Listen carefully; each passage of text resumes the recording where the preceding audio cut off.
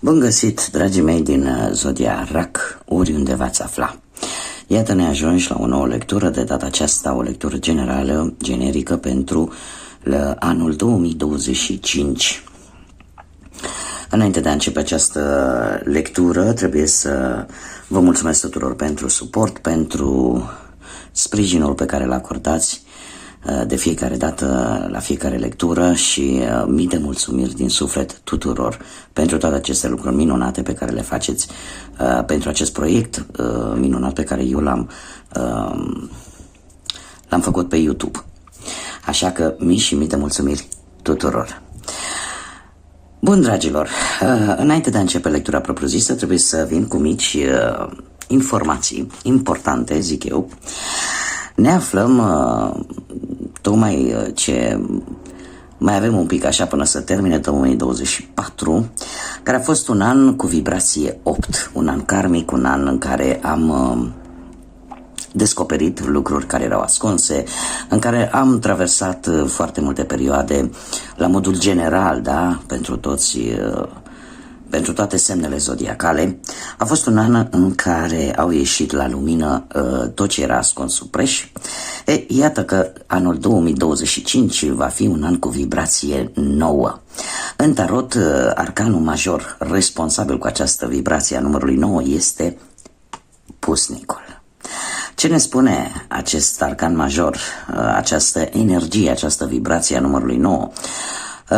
Ne spune că anul 2025 va fi un an în care va trebui să fim mai introspectivi, va trebui să tragem niște concluzii, va trebui să aducem acea transformare care este necesară pentru a putea încheia un ciclu de 9 ani. Este un an în care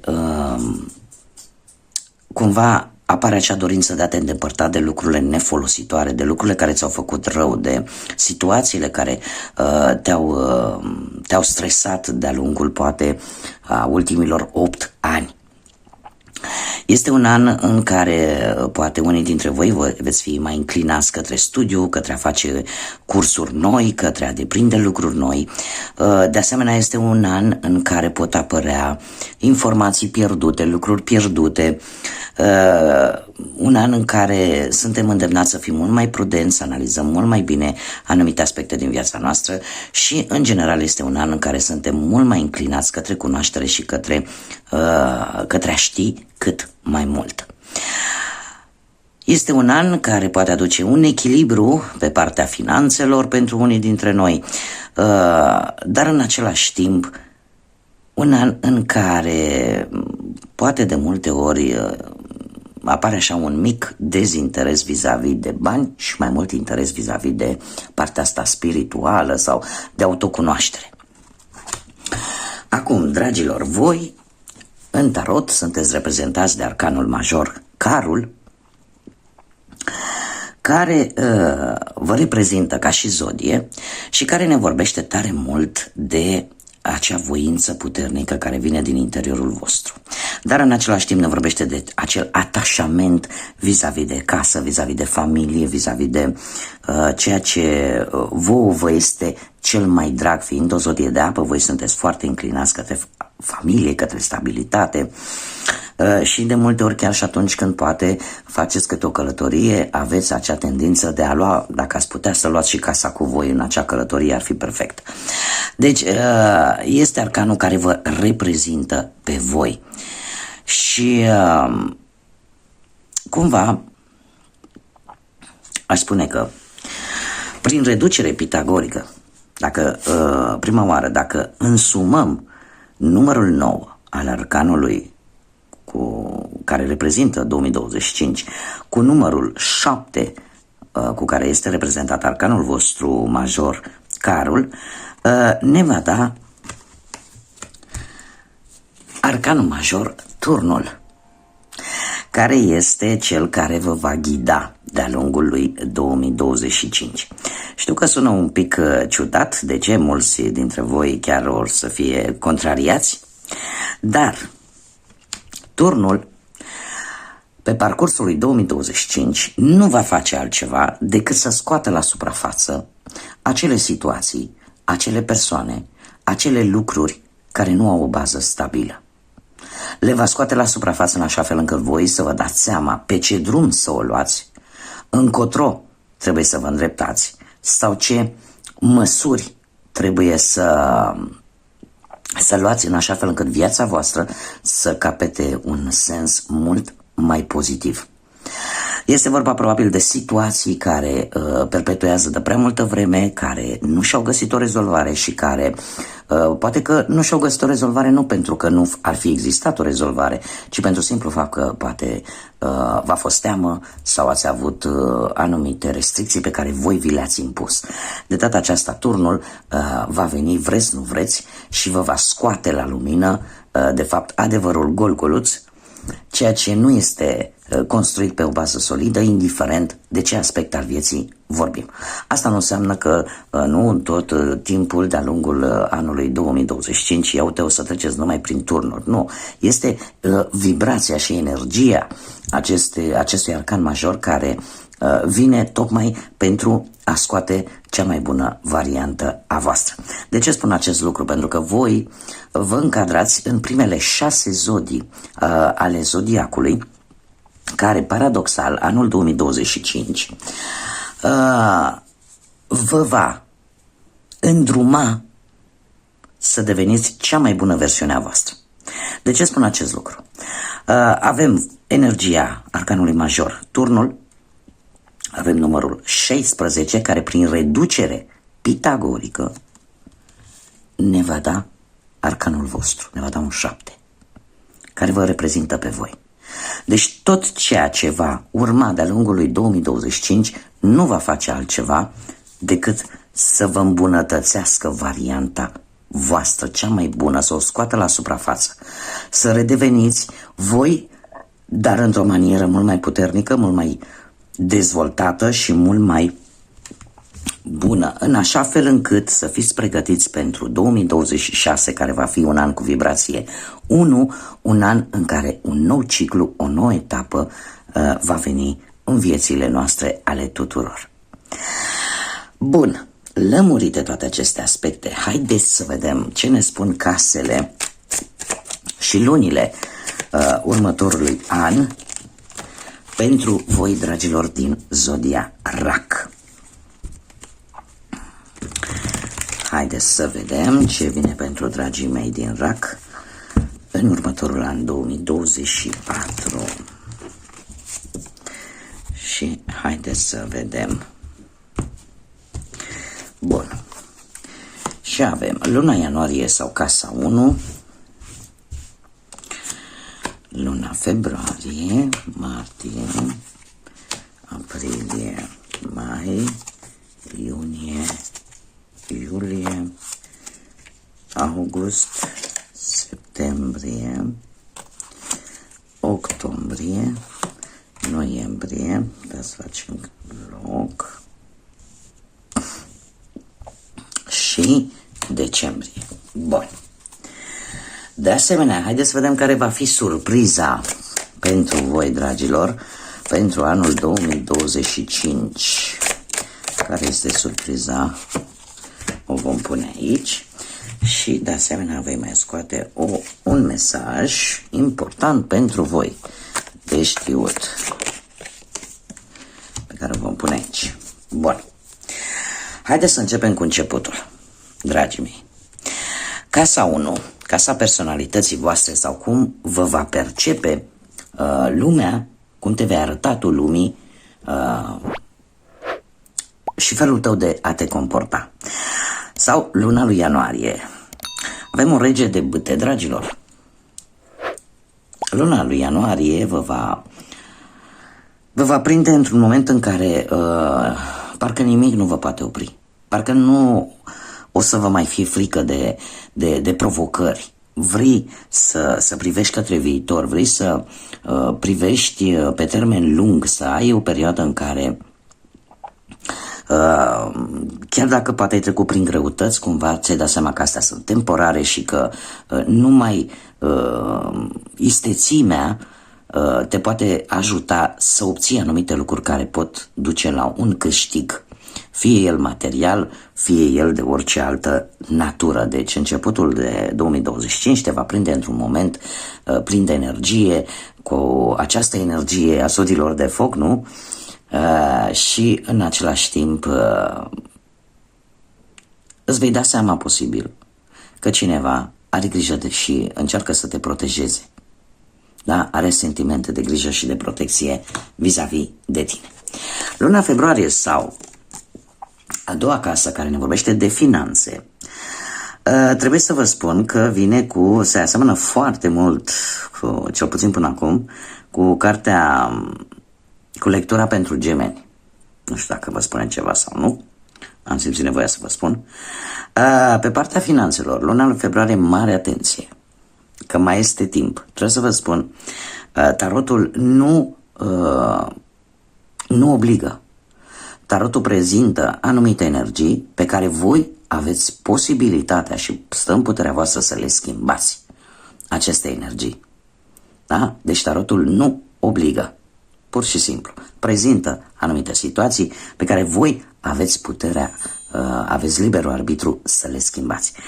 Pe partea finanțelor, așa cum am mai spus, avem un 10 de spade care îmi vorbește de o situație destul de urâtă, spune, pe plan financiar, în care voi puteți pierde o anumită sumă de bani, tocmai din cauza unor persoane în care voi ați avut încredere. Ar fi bine ca luna lui februarie să acordați mai multă atenție cui dați bani, de unde luați bani sau cui spuneți anumite lucruri importante relaționate cu partea financiară sau mare atenție la ce investiți și la jocurile de noroc în mod special, pentru că vă poate aduce o pierdere. Martie pe casa a treia, aș spune că care este potențialul vostru în ceea ce privește studiu, educația sau călătoriile scurte. Unii dintre voi pot fi angrenați, pot fi traversa anumite situații în care este necesar să facă anumite călătorii mai scurte, dar în interes judiciar, legal, în întocmirea unor documente sau poate rezolvarea unor situații care se pot rezolva doar, nu știu, pe parte judiciară, pe parte judecătorească. Se pare că alții se vor interesa în efectuarea unor studii, posibil, da? Cei care vor să studieze, nu știu, să meargă mai departe la vreo universitate, facultate sau pur și simplu să faceți un studiu, un curs necesar, iar asta va implica în luna lui martie mai multe drumuri. Aprilie vine chiar cu arcanul anului 2025, cu pusnicul pe casa a patra, care ne vorbește de familie. Unii dintre voi, cum ești tu văzut în interiorul familiei tale cu legături de sânge, da? Ca să mă exprim, mamă, tată, frați, surori. Cu ce vine pusnicul pe această casă? Păi vine cu nevoia de, parcă ai vrea să te îndepărtezi de toate situațiile conflictuale pe care le poți avea în sânul familiei tale de sânge, cu frații tăi, cu surorile tale, cu părinții, cu rudele în general, care pe partea asta sanguină. Este posibil să afli anumite informații pe care poate nu le-ai știut, sau ești înclinat mai mult, aș spune, spre a ști mai multe vis-a-vis poate de anumite situații legate de familia ta sau de anumite situații legate poate de o casă, de renovarea unei case, de cum să obții o casă.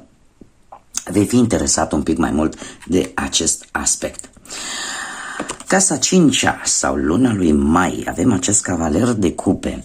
Casa 5 care ne vorbește ceea ce te face pe tine mândru sau mândră, da? Ceea ce faci tu cu pasiune sau ce te face pe tine special. Ce vă face pe voi special cu acest cavaler de cupe? Faptul că unii dintre voi chiar se pot îndrăgosti în luna lui mai sau atunci când luați o decizie, o veți lua cu intuiția. Și sunteți renumiți pentru faptul că vă folosiți intuiția la capacitate maximă și câteodată deciziile pe care voi le luați, influențați de ceea ce vă spune propria intuiție, sunt unele chiar bune și chiar potrivite pentru situația respectivă. Casa 5, cum am mai spus, vei fi special în sensul ăsta în care vei lua o decizie importantă vis-a-vis poate de o relație sau vei găsi soluția unei probleme folosindu-te de informațiile care vin prin intermediul viselor. Da? Dacă ai ceva proiecte, ele, chiar dacă evoluează încet, ele vor evolua într-un mod sigur și apare posibilitatea poate a unei avansări, poate la locul de muncă sau ai acea capacitate să faci diferența între ofertele ferme și avantajoase și acele oferte care sunt decât bule de săpun, așa, care se sparg. Luna lui iunie sau casa a 6-a, care ne vorbește despre muncă. Dragilor, se pare că la muncă, de-a lungul lunii lui 2020, de-a lungul anului, 2025 sau mai în mod special posibil în luna lui iunie, să fiți foarte plictisiți. Să munciți pentru că trebuie să o faceți, trebuie să vă luați și voi un salariu și probabil că aș spune că tentația este aceea de mă complac la jobul respectiv. De ce? Pentru că este sigur, nu prea vă place așa tare, dar cumva parcă nici n-ați vrea să renunțați. Ce ar fi de spus? Ar trebui să fii atent, cel puțin în luna lui iunie. De ce? Pentru că pot apărea șanse relaționate cu viața profesională, foarte bune pentru voi, la care dacă nu sunteți atenți, le puteți pierde. Da? Șanse vin către voi, dar trebuie să-ți dai seama de ele și să-ți dai seama în mod special care sunt importante și care nu. Luna iulie sau casa a 7-a, avem un rege de monede. Casa a 7-a care ne vorbește de perechea ta. Da? De acele persoane cu care noi avem o relație intimă sau de prieteni sau de inamicii pe care, dușmanii pe care deja îi știm, da? Inamicii declarați. Sau chiar și pentru cei care sunteți singuri, ne vorbește de acea persoană care va intra în viața voastră și cu care veți avea o relație intimă. Avem un rege de monede. Pentru cei, haideți să o luăm așa, pentru cei care sunteți singuri și care sunteți în căutarea unei persoane, acest rege de monede ne vorbește de cineva foarte sigur pe sine. O persoană ambițioasă, o persoană care nu-i lipsește situația materială, are o stabilitate economică și cu care e posibil să ai de-a face, cei care sunteți singuri, să aveți de-a face în luna lui iulie, să fie așa o întâlnire în care, nu știu, această întâlnire e posibil să vină în urma rezolvării unei probleme în care voi va trebui să fiți voi înșivă.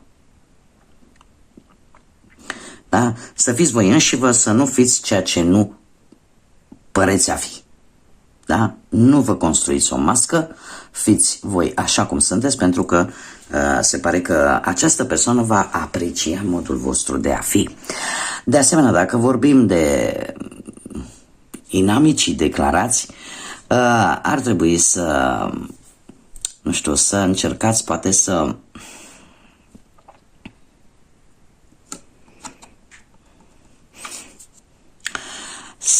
vedeți cumva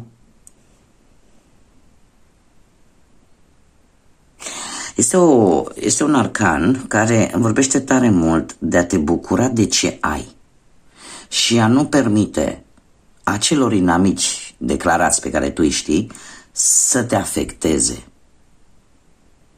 și să te facă să te îndrepți într-o altă direcție.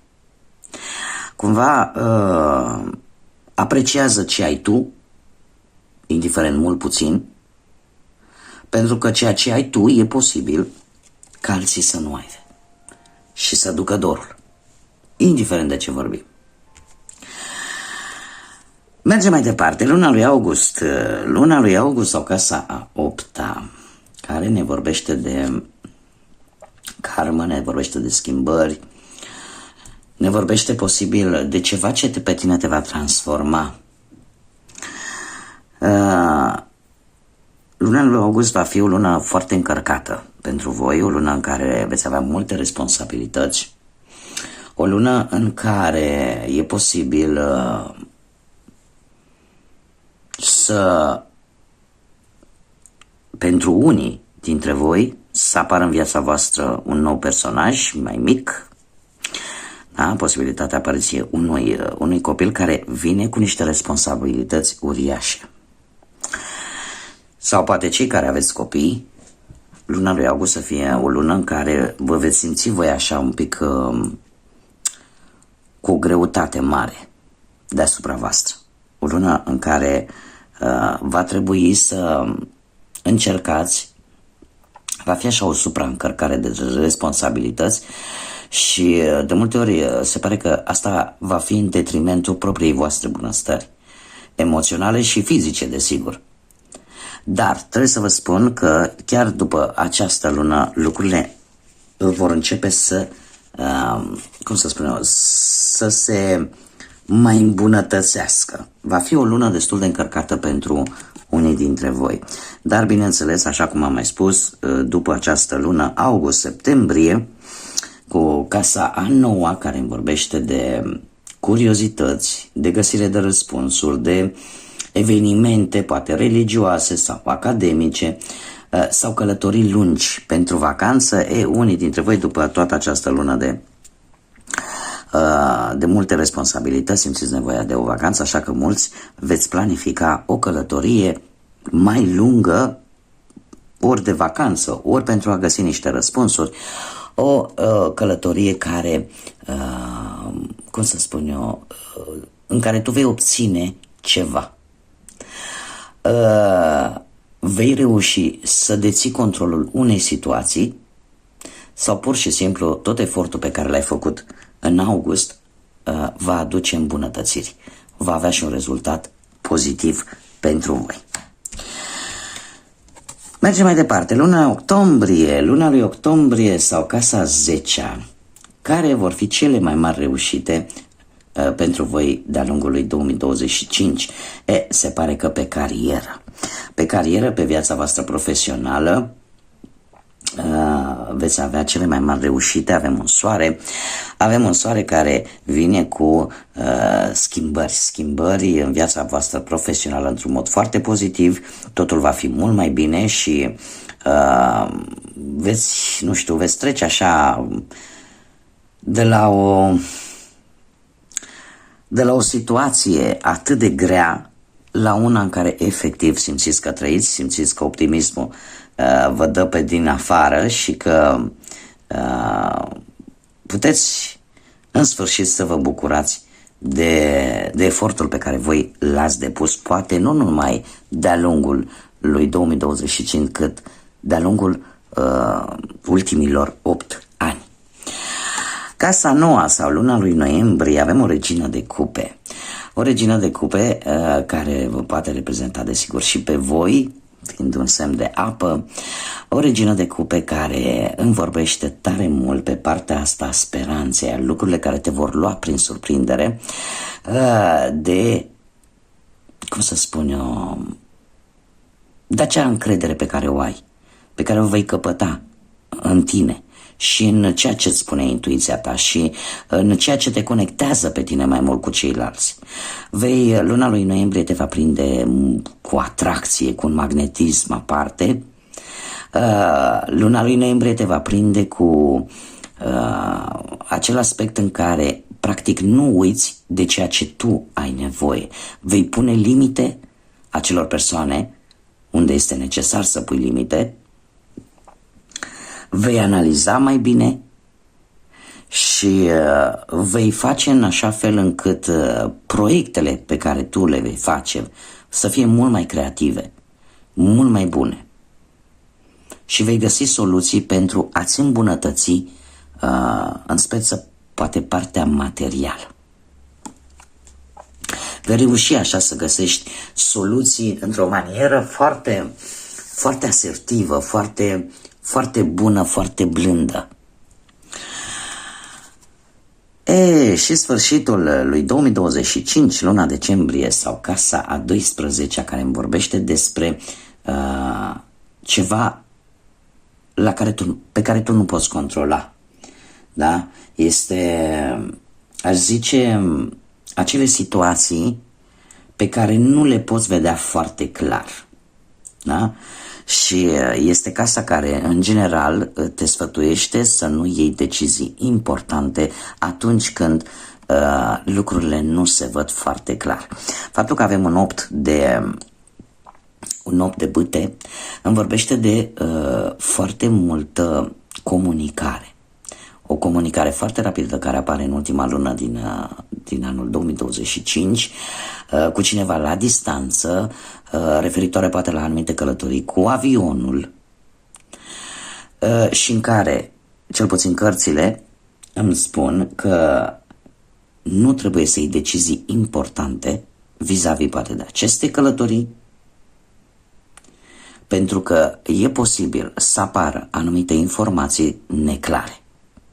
Deci nu lua decizii dacă informațiile respective au cea mai mică urmă de îndoială, cea mai mică neclaritate. Este indicat, fiind pe casa a 12-a, să nu iei decizii importante. Și mai ales dacă vorbim de călătorii lungi, călătorii poate cu avionul. Bun, haideți să vedem care este surpriza voastră, dragilor. Surpriza voastră este legată de numărul 6 de-a lungul lui 2025, în care ți se spune: bucură-te de acest timp, de această perioadă, 6 zile, 6 săptămâni. Poate să fie vorba de o dată de 6, de luna a 6-a, sau poate un interval, de ce nu? Pentru cei care urmăriți această lectură mult mai târziu decât eu o public, să fie ceva care se va întâmpla în 6 zile sau în 6 săptămâni. Și cum nu? Da? Dacă avem un 6, aici avem un 3 și va avem chiar pe voi, chiar zodia voastră. Mesajul cărților vine cu constelația racului și cifra 3, care este jumătate din 6, mare atenție, nimic nu este întâmplător în tarot, care ce ne vorbește? Ne vorbește de suport, ne vorbește de întâlniri, de socializări, de apare o schimbare de date. Ne vorbește de conexiunea pe care o puteți avea prin intermediul internetului. Este un mesaj care este legat strict de folosirea undelor, folosirea acelor aparaturi care folosesc internetul, care folosesc undele și care se pot intercomunica. Da? Deci apare, de-a lungul lui 2025 vor apărea foarte multe întâlniri, foarte multe socializări, vis-a-vis poate de anumite organizații, multe aranjamente, multe conexiuni cu multe, cu mai multe persoane. Da, va fi un an în care veți comunica foarte, foarte mult. Și nu mă miră, pentru că probabil că anul 2024, care a fost un an cu vibrație 8, a fost un an în care, bun, am văzut ce a ieșit la suprafață, am văzut mizerile, am văzut lucrurile care trebuia să le știm și trebuia să avem o viziune clară, dar 2025 spune: bun, ai văzut ce este strecat, ai văzut ce nu este bun, acum ia decizii. Nu le vei lua, atunci turnul vine și te va obliga să le iei într-o măsură mai mare sau mai mică. Da? Pentru că una e când nu știi, alta e când știi și nu iei niciun fel de măsură. Faptul că voi veți reveni veți redeveni cea mai bună versiune a voastră, nu va face decât să vă ajute în așa fel încât când vom trece în anul cu vibrație 1 să fiți pregătiți pentru a depune, a însămânța într-un sol fertil, într-un teren fertil unde sunteți siguri că vor ieși roade. Da? Bun, dragilor, aceasta a fost lectura pentru voi pentru anul 2025. Eu sper că v-a plăcut, dacă ați rezonat, dacă v-a plăcut. Pentru cei care nu v-ați abonat, vă invit cu mare drag să o faceți. De asemenea, nu uitați de like-uri, nu uitați de comentarii și de distribuiri. Eu, oricum, ne vom mai vedea aici pe canal, cel puțin acum când eu fac aceste lecturi. Încă mai lipsește o lună până se încheie 2024, dar chiar și așa, noi oricum ne vom mai vedea aici pe canal. Până data viitoare, când ne vom reîntâlni, multă energie pozitivă și să fiți iubiți, dragilor!